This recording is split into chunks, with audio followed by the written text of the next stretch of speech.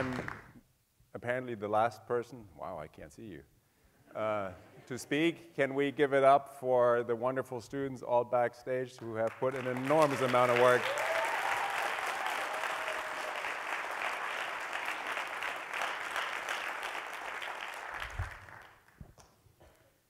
So I'm going to talk to you about some big questions, if I may. Big questions that were partly raised by a student of mine in a class that I teach on the history of capitalism. And she asked this very simple question to which I did not have an answer, which was, how do we know we're on the right track? How do we know we're doing well? So how do we? So when you look around today, it wouldn't be particularly novel to say that we are facing, as Americans and as citizens of the world, enormous problems and challenges. They range from political divisions to conflict to climate change to inequality and so on and so forth. So what I'm going to do today is suggest to you that all of these problems, or at least many of these problems, have in fact a common cause and a common origin. So that's quite a claim, so bear with me.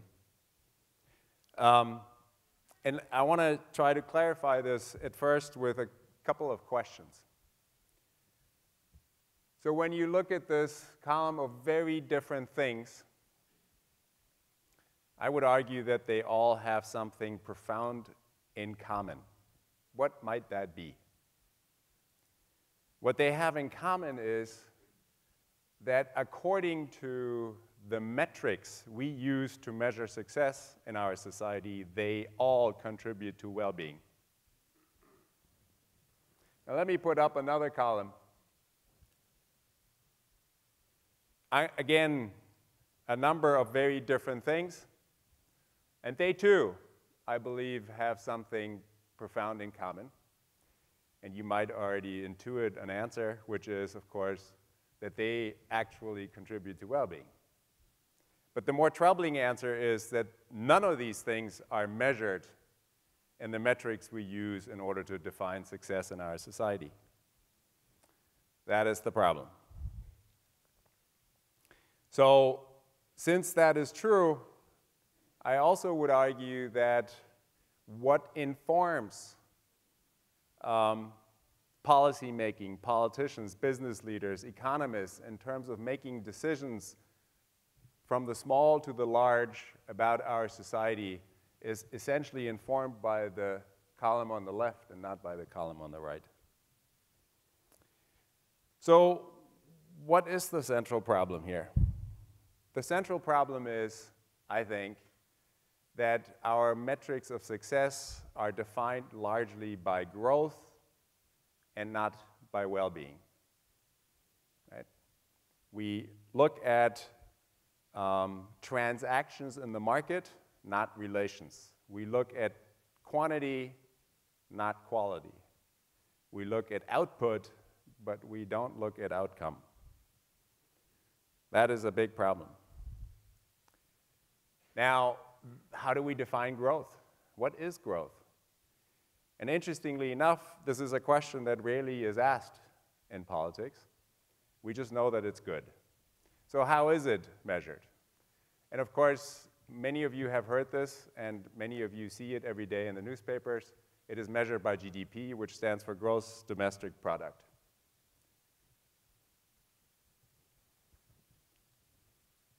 What does that mean? It is a particular kind of measure that is interesting in part because it is a measure that is now worldwide. Every single nation on Earth, with the possible exception of Bhutan, is measuring its success with GDP.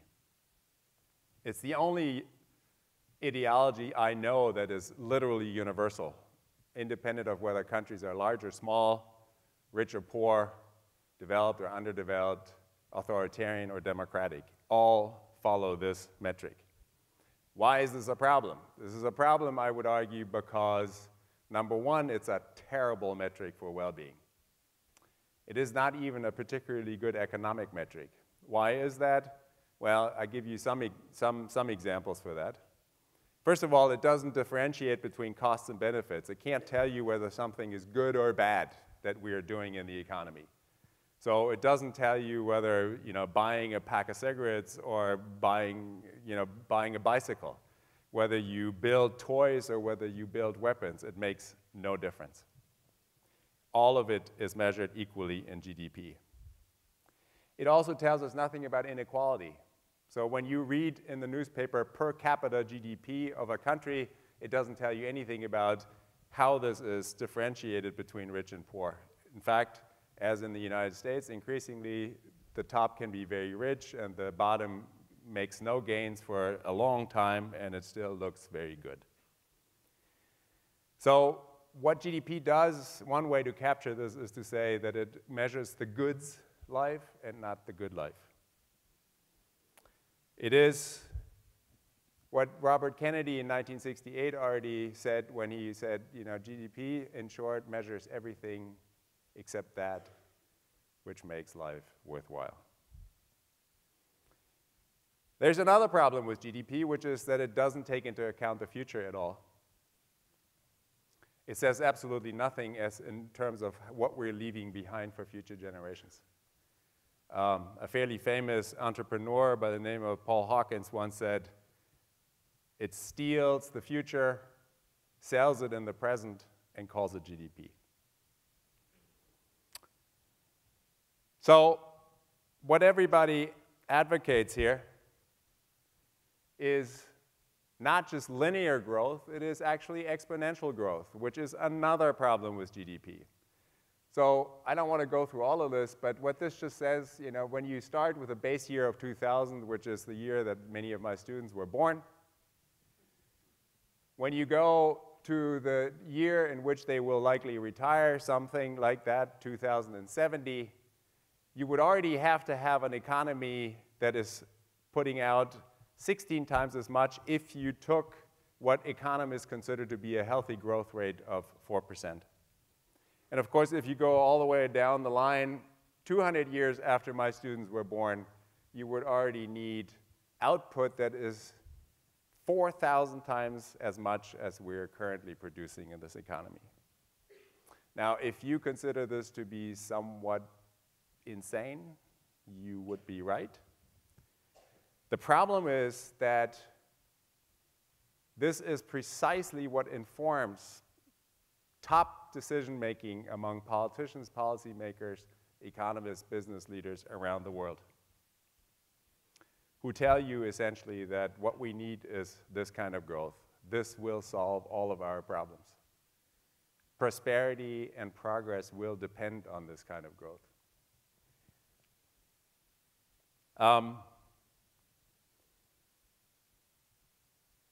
There's one way to show what this actually means. This is a really powerful set of graphs. And I'm not going to have it up very long, but you should look at it at some point. And so what this essentially says is on the left, we have exponentially increasing human activity. And on the right, we have increasing ecosystem destruction. And what it essentially says is that the two are correlated. Right? We can't have one without the other. And so one of the things that happens is, of course, that we are undermining the very natural foundations of our lives, of our future. A consequence of all of this is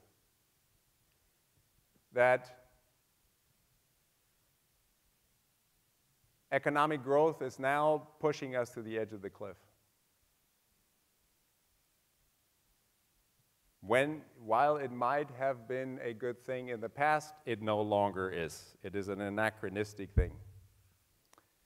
Now I personally think that nothing endangers the future well-being of young people more than this. And I'm not even talking about the planet. The planet will be fine with or without us. And I'm not also talking about the politics of it all and our proclivity to elect people into power who may not always be particularly competent. I am just simply talking about the survival our survival as a species on this planet. This keeps me up at night. I have 4 children. I love my students. And yet we're all making them passengers on the train racing towards the cliff. In fact, we teach them and educate them to be good passengers on the cliff, on the train. We tell them that their success will be measured by their contribution to speeding up the train, literally. And very often we don't tell them about the cliff. In fact, we as Americans today have the dubious distinction to be governed by the only major party in any developed nation on earth that effectively denies the very existence of the cliff. So what do we need to do?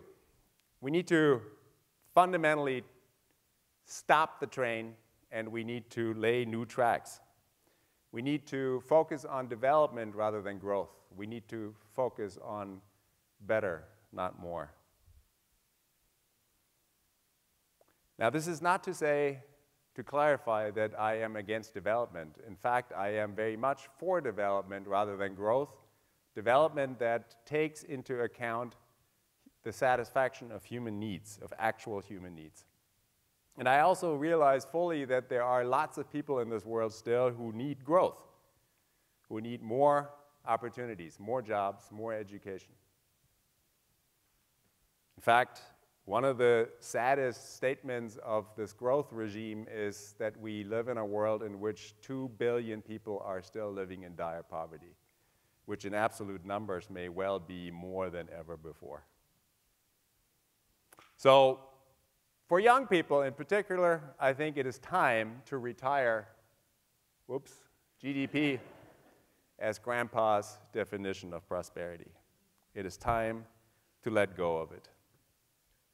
And the reason is very simple. The reason is that it is the moral imperative for all of us to leave behind a world that allows young people to prosper, not just us. The analogy with your bodies is, by the way, quite good, because obviously we all grow until we're about 20. But if somebody told you at 20 that you needed to take hormones and calories in order to continue to grow in both size and height, you would probably think that person is a little crazy. But if you lived in a society in which the entire healthcare system was premised on the idea that you could only be healthy if you kept growing, you would probably be right to think about moving to Canada.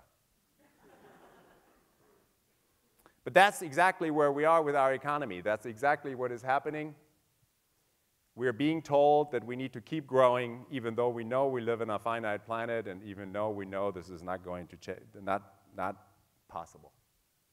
So climate change, of course, is just one of the many ways in which we can see that we're running out of time.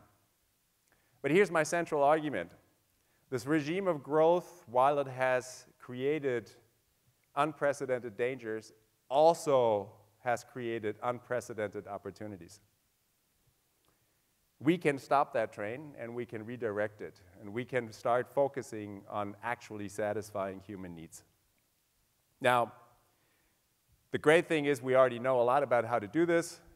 The great thing is also that everybody can contribute, because there are more meaningful ways to engage in economics and in public policy making and in engineering and in biology in order to create things like closed-loop production or renewable energy centers and so on and so forth.